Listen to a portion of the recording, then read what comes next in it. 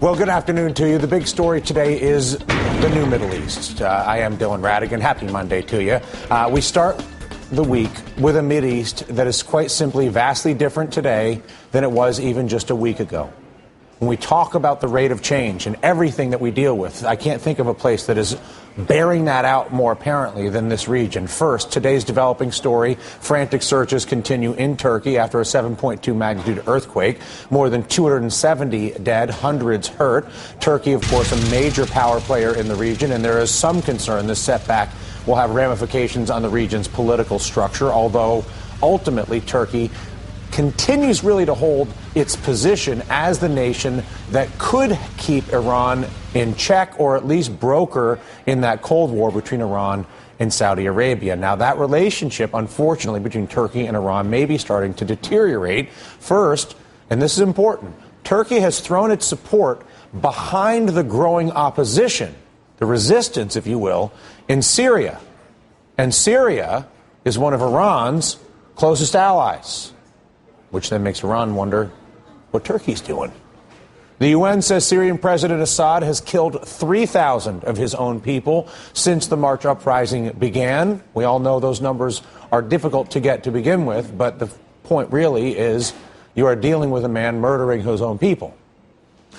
Tensions in Syria so tight, the U.S. just pulled our ambassador out, this after weeks of harassment by the Assad government. Turkey, meanwhile, jockeying with Iran for influence in Iraq, where there is a power vacuum. Just yesterday, the U.S. warned Iran that just because U.S. troops are coming home does not mean that the U.S. does not intend a strong presence in that area.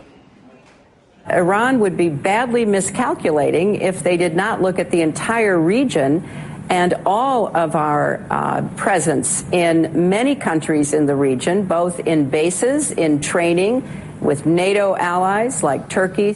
Well, the U.S. withdrawal, along with the Arab Spring, have created power vacuums in Egypt, where the military remains in control, and, of course, most recently, Libya. It is, in fact, the biggest political change of the past week. With the death of Colonel Gaddafi, there is now talk, or at least fear and speculation, surrounding the use of Sharia Law as the basis for a new government there. The fact is, I suspect nobody knows what's going to happen, but there is concern about tribal factions and outside influences competing for power in the form of government in every one of those nations. And we start with Roya, Hakakian, author of Assassins of the Turquoise Palace. It's a book about Iran's campaign to kill Iranian dissidents, going back to before the words war on terror had ever occurred to somebody in this country, along with former Marine Matthew Ho, senior fellow for the Center for International Policy, and a man that's been too long since I have seen. Mr. Ho, how are you, sir?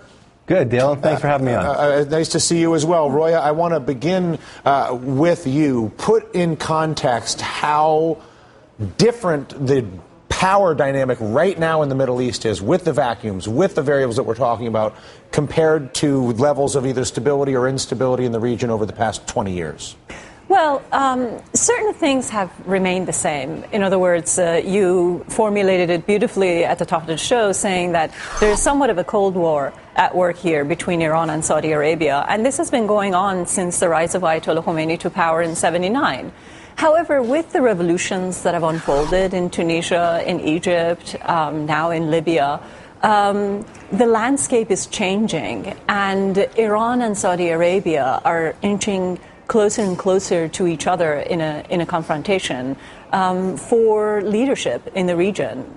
It's Shiite versus Sunni, but it's also democracy versus tyranny. Which would be which would make the region very interesting to watch. But interestingly, Matt, democracy versus tyranny is not so much Iran versus Saudi Arabia or Libya or anybody else. It is the people of every one of those nations in Jeddah, in Riyadh, in Syria, against the perceived, and I would agree with that perception, corrupt government in every last one of those nations. Where do you see the power dynamic? In other words, how much of the power is coming from the resistance in the Arab Spring, and how much of it is still really in the hands of the kingdoms and in the kings and their battle with each other for power, whether it's Iran, Saudi Arabia, or anybody else?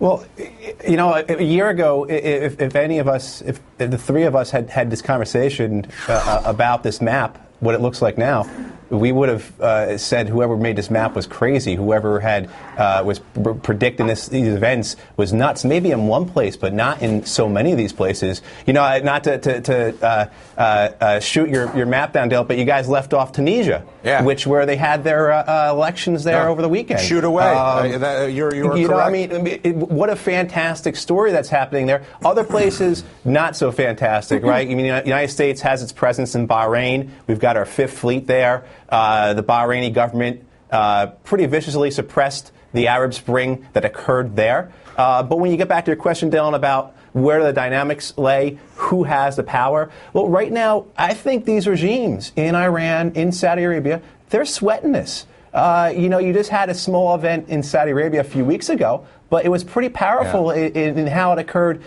you know, in terms of our television sets, of a few women who decided to get in their cars and drive to flaunt or go against those Saudi laws against women drivers. So I think those regimes are sweating the people right now. And getting to Iran, I think the most important thing we can do with Iran is not military action.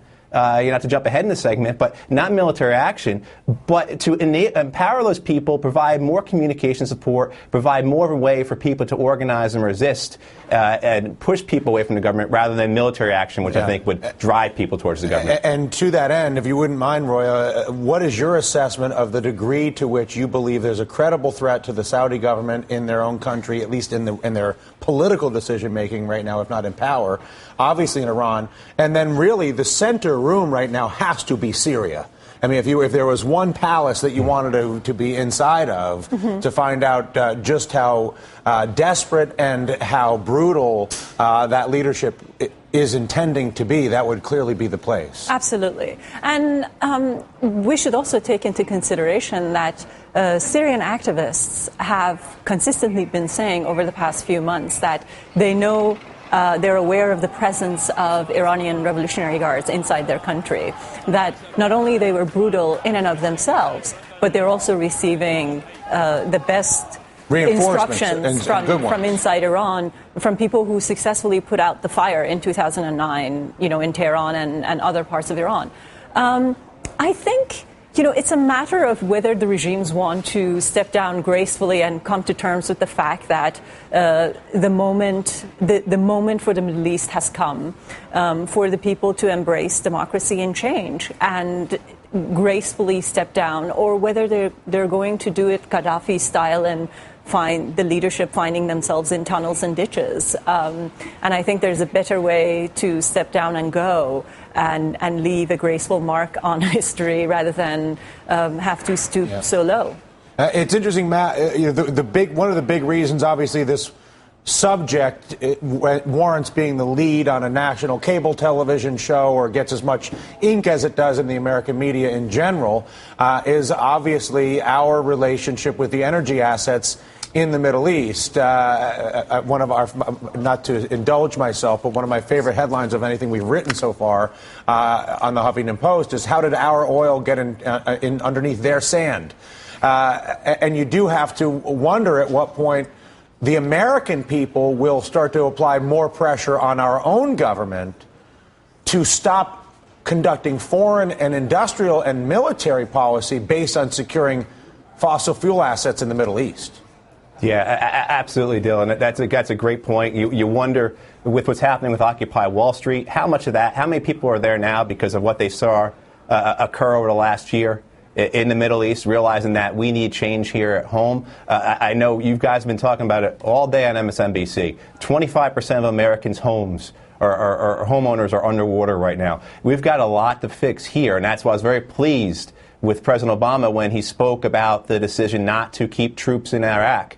He made that comment at the end of his speech that we have a lot to fix here. One of those things, and that's what's great about this new Middle East, this idea that the map is different, is that gives us a chance. That gives the United States a chance to do several things, to change our policy, not just with our energy acquisition, our strategy. It's dependent upon energy coming out of the Gulf area, coming out of the broader Middle East, but also in terms of how do we actually build a foreign policy now that best reflects our core values and our core beliefs? How do we actually get that foreign policy that Henry Kissinger spoke about that combines realism and diplomacy? Yeah. So this is a tremendous opportunity for the United States in its foreign policy along a variety of tracks to take advantage of. Yeah, it's a high-wire act, to say the least, for everybody involved. Roya, it's a real pleasure to make the acquaintance. Congratulations on the book. Thank you. Assassins of the Turquoise Palace, a fun title, too. It's very intriguing.